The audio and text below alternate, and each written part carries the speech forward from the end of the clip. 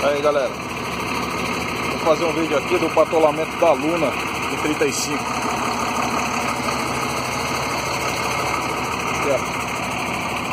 Aqui é o sistema de patolamento dela.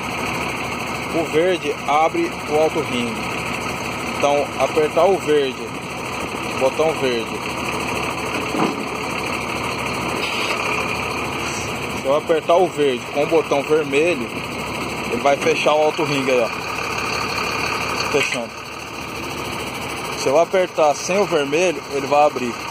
Tá vendo? Aí. Agora eu vou apertar o amarelo sem o vermelho. Vai abaixar o pistão. Olha lá.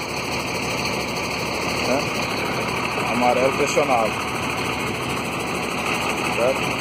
Se eu apertar o amarelo e o vermelho, ele vai abaixar o pistão. Abaixar as patolas no caso. Né? Isso aí. Então aqui, ó. Eu tô do lado esquerdo do motorista. Então aqui, ó. Amarelo de baixo é pistão do lado esquerdo. Verde de baixo é pistão, alto ringue do lado esquerdo. Verde com vermelho fecha, certo? Só o verde abre, beleza? É mais ou menos isso daí.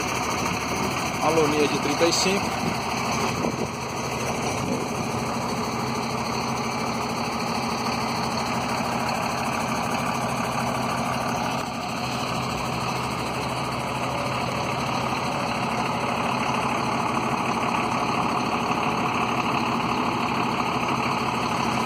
Em cima de um VMzinho, ó. Cabine do motorista.